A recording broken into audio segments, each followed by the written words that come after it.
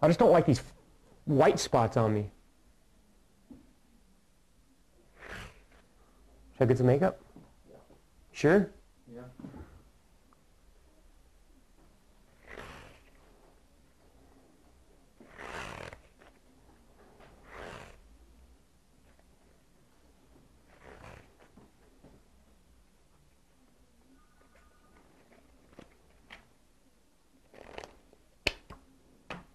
Do it again. That move? Yeah. That's good. Did you practice yesterday? Nope. Hold it. That's going on my flourish tape. Stop. Valerie, you have a call on line 1, Valerie. I'm going to turn this off.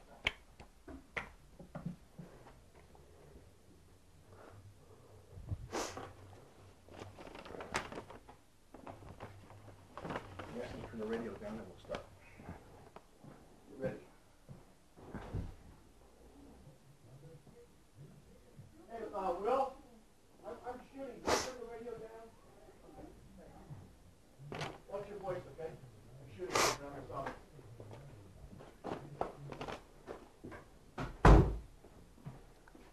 Okay, Matthew. Ready? You do this. Hold the slate for me. You're going to do the slate. Hold it in front of me. Hold it. Back it up.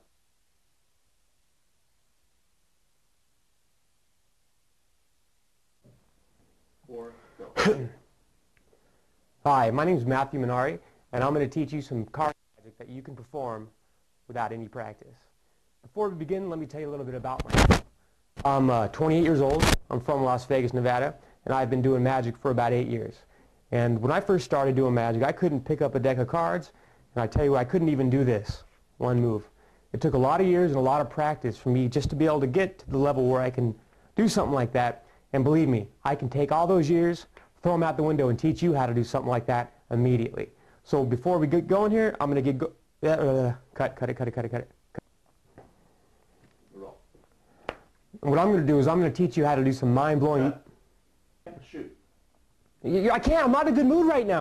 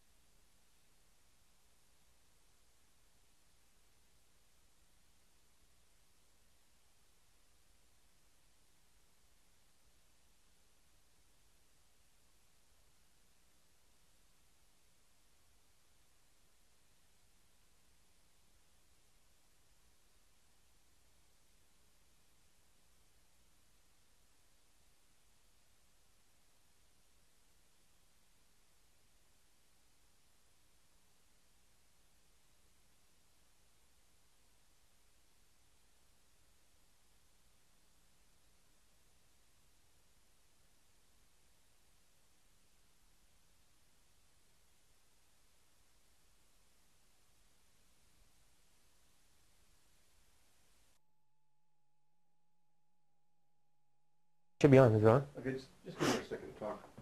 Check 1 2. Check 1 2. Test 1 2 3. Test. Test 1 2. Test 1 2 3. Okay.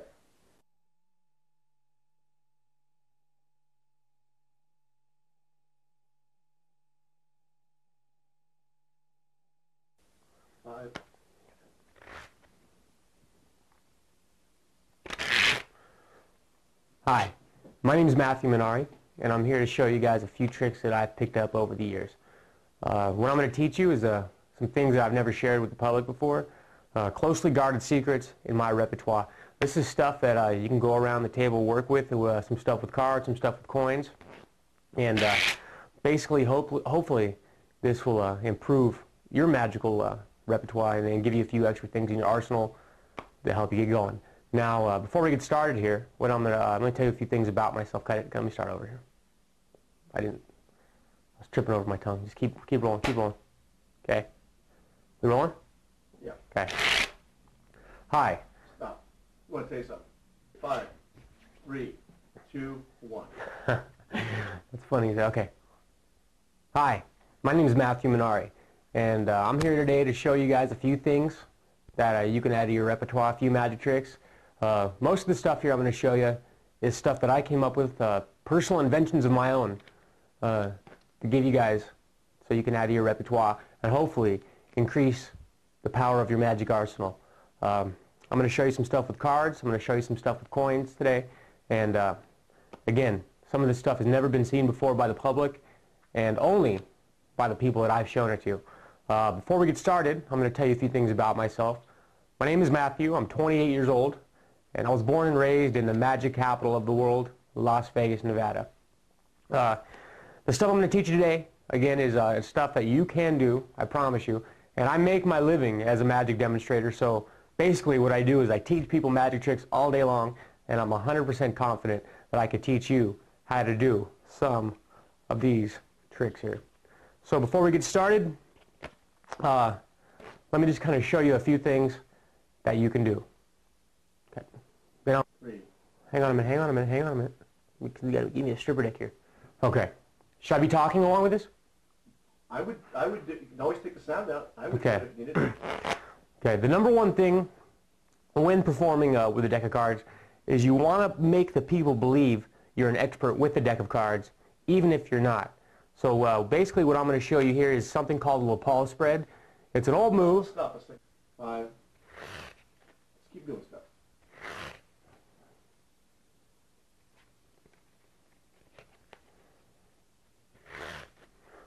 First thing... Stop. Do it again. Don't keep a face on. I'm just going to pan up. I'm going to watch the camera. You'll see me pan up. 2, 2. When you handle a deck of cards, the number one thing that I've seen with people is that you got to convince them that you're an expert with cards, even if you're not. Because if they see you doing anything remotely that's fancy or kind of a show-off, they will think you're much better than you already are, and then you have an advantage when you're going in and do the tricks. The first move I'm going to show you is a great way to have someone select a card. It's an old move, but it's a very effective move. It's called the lapel spread. It's called the lapel spread. What you do is you must hold the deck of cards, and again, I'm left-handed with the deck of cards, so as you see this on video, mirror me exactly. Stop. Let's go back up and say the same thing about the lapel thing. The thing I'm going to do now is the lapel, and I'll go right down to your hands. Okay. Go. What I'm going to show you now is a move called the lapel spread, and what you got to do is grip the deck just like this. You see I'm holding the cards? You cradle the sides just kind of like this. You just kind of put the first 4 fingers on the side of the deck while bracing it right there. Basically what you're doing is you're just kind of springing the cards. I'll see if I can show you. You got a problem. The next move I'm going to show you is a move called the lapel spread. It's a very fancy way to have someone select a card, but instead of saying, here, choose one, what you do is you actually just spring the cards and have them select one like that. It's very, very fancy and very effective. Okay, what you must do is hold the deck with your first 4 fingers along the sides, just like this. So what you're going to do is brace it the other side with the muscle right there. You kind of squeeze them, and they're going to want to shoot out, just kind of like that. So what you got to do is, again, put the first 4 fingers, these 4 fingers, along the sides of the cards. The other side of the deck is being braced by the muscle right there, and you just kind of squeeze, and they're going to want to shoot out. So just kind of practice that. The other hand kind of guides the cards. This hand, the left hand, kind of guides them as you go out. Now at first you're not going to get anywhere with this, I promise you. But if you practice and practice and practice, but this took me about, I'd say, 3 or 4 weeks practicing every day to get it every time. Again, just kind of let them glide off that hand right there. And just keep doing that over and over and over again. Again, you got to kind of square the cards up. The first 4 fingers along the sides. The other part of the deck right there in the muscle of your hand. So it kind of looks like that, and you're bending them down. They're going to want to run out like that. So when it's done, it should look something like this. You have them select a card, you say, do me a favor and take one. And just practice that over and over and over. What I do, even when I'm driving around in my car, I kind of keep the cards, I'll keep them right here in my shirt pocket, put them right there. You know, I'll be driving, and if I hit a red light or something, I'll just pull the cards out, just like that. And true story, on the way up here today, I was doing this, and then just kind of fiddle with the deck like that, over and over.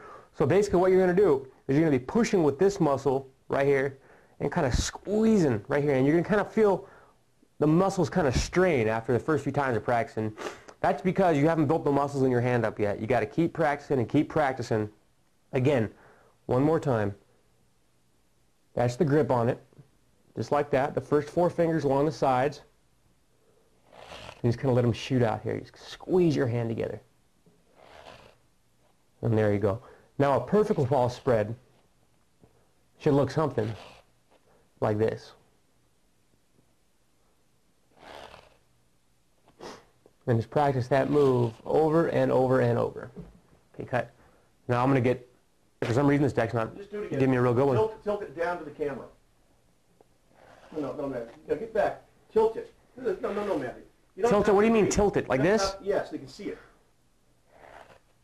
This deck is not giving me a good one. It's sloppy. Tilt it a little nose down. A little farther nose down. There. Can you go a little farther out?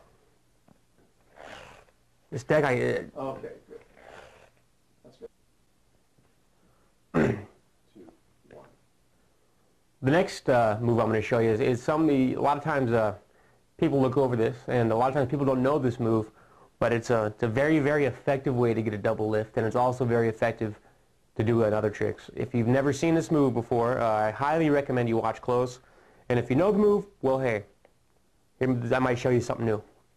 What I'm going to teach you is something called the pinky count, and basically what you do is you hold the deck in your hand, kind of like this, and you want to be able to count the cards with your pinky.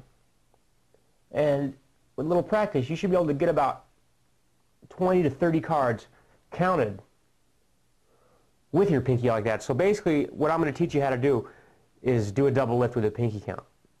It looks very clean, and it's the first double lift I ever learned. What you do is you hold the deck in your hand like this, kind of use your ring finger to bevel it a little bit so it's kind of off-center right there. So you kind of hold it like that, have it beveled. Stop. You're just going. This next move I'm going to show you is a move called the pinky count. It's a great effective way to get a double lift, and it's useful in a lot of other magic tricks. Basically what you got to do is hold the deck in your hand, just kind of like in a mechanic's grip. Use your ring finger, this finger, to bevel the deck, and then you want to be able to go down with your pinky and count cards.